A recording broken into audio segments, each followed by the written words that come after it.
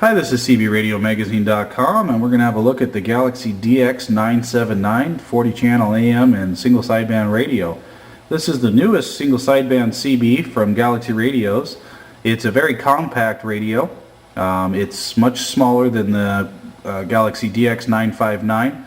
It doesn't include a frequency counter, but it does still have a lot of other features on it that really make it a great radio. Let's zoom in and I'll show you what it looks like up close. This radio has the standards: volume, squelch, mic gain control, and RF control, and these are all on dual control knobs. It also has a dimming control and a variable power control. The variable power is something you don't see on most CB radios. You do see it on some of the other Galaxy models. The variable power is a really neat feature. What you can do is turn it all the way to the left and lower the dead key down to 1 watt and swing upwards from there. Or you can turn it all the way to the right and run it at full power. Up on the left hand side here, you'll see that there is a Talkback. That's a variable Talkback control. Next to the Talkback is the clarifier control. That's for tuning in stations on sideband. You'll see a switch next to that for the SWR, modulation, and power. That switch controls the meter functions. The switch next to that is the CB, PA, and noise blank A&L switch. It's a combo switch that you can either have it in the PA position, the standard CB position, or if you want the noise blank A&L, it's on in the upper position. To the right of that is the AM lower sideband and upper sideband control. That's for putting it into different modes. And over to the right you'll see the receive transmit light and the SWR warning light, as well as the channel selector knob and the channel LED display. The newer model of the 979 has MOSFET finals on it, and you'll notice that that has a blue display. This is one of the earlier models. One of the most popular things about Galaxy radios is the meter, and this one's going to be a little hard to get it to show up on the camera there. The meters are very large in comparison to some of the other radios that were on the market, like Unit and Grants or Cobra 148s. The meter has the S meter portion, the modulation portion scale, a power scale, and a SWR scale. Having a larger meter makes it a lot easier to see what's going on, especially when you're driving in the vehicle. These radios look really nice at night. They have the Starlight faceplate feature from Galaxy. It basically lights up the control labels, and so you can see what's going on and where everything is. Let me turn off the light here. It's going to be a little bit tough to see the contrast. I'll take some pictures as well that'll display it better to show the different coloring. It's going to have blue coloring underneath the meter here, green coloring around the controls, and then also blue coloring all the way around the channel display on the right hand side. Very neat, nice look to it at nighttime. Everything is very easy to see, and you can reach all your controls.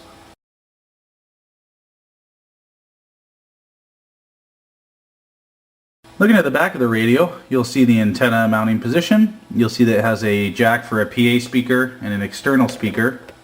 You'll also notice that it has a frequency counter connector. You can connect like a Galaxy FC390 frequency counter. I believe it's a 6-digit counter. This has a factory jack, so it just plugs in and you can start using an external frequency counter. The external counter is nice. It will read, transmit, and receive. So this is a nice radio to have if you want to unlock your clarifier. You can plug in the frequency counter, and then you can see exactly where you are on transmit and receive. You'll see it takes a standard 3-pin Cobra Galaxy type power plug. This particular radio is manufactured in China, as it shows there on the back plate. Let's take a look inside and I'll show you a couple of the tuning points. Okay, we removed the cover of the radio. The radio is very easy to remove the cover to get inside. It only has 4 screws. Unlike some of the older models where you often have 2 on each side, 1 at the front and 1 at the back. The Galaxy radio just has 2 on each side, so it's very easy to remove the speaker cover to get inside to your tuning locations. Okay, we'll start out at the back of the radio and we'll go from there. Basically, starting off, your AM modulation is going to be VR16. It's located right here. Just behind VR16 is VR18. That's your AM low power adjustment. Going just above VR18 is VR13. That's your single sideband ALC control. Over here is VR17. that's going to be your single sideband APC control. Underneath here is VR14. That's your AM high power control. For your modulation meter, that's VR15. That controls the AM modulation meter. Over here we've got VR9. That's your RF meter control. Let's move up to the front of the radio and we'll show you some of the controls up towards the front. Okay, your frequency adjustments are going to be down inside here. These are the same points basically where they were on the Galaxy 959, except they're a little easier to reach on this radio. Remember, the Galaxy 959 has that frequency counter board that sits right above it, so they're a little difficult to reach on that radio. On this radio it's just a straight shot in. L20 at the top of the three canisters is going to be your AM frequency adjustment. The second one here is going to be your upper sideband adjustment, and the very bottom one towards the front of the radio is going to be your lower sideband adjustment.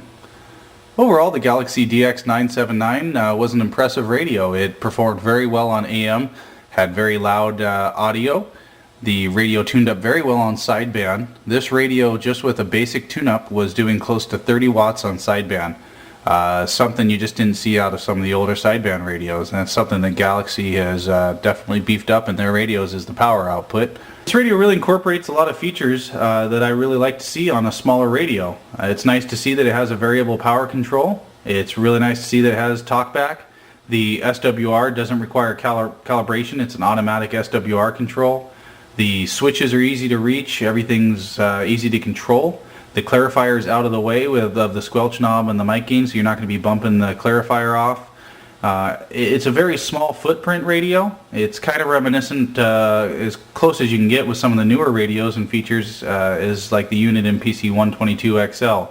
That radio, as we all know, is a very small sideband unit. Obviously this one is, not going to be that small, but incorporating all these features into a radio with a small footprint and a front connecting microphone really makes it a nice radio that fits in tight places. Excellent for the mobile. Galaxy radios, like many new CBs, do suffer from a slight amount of frequency drift during warm-up period. Overall, I didn't really run into any problems with being off frequency or anything. I did notice over time in the warm-up period, especially with some cold mornings we still had here at the end of the spring, the clarifier did drift a tiny bit when it was warming up, but once the radio reached its operating temperature, I didn't have any problems. We'll be posting more pictures and more details on the radio at cbradiomagazine.com.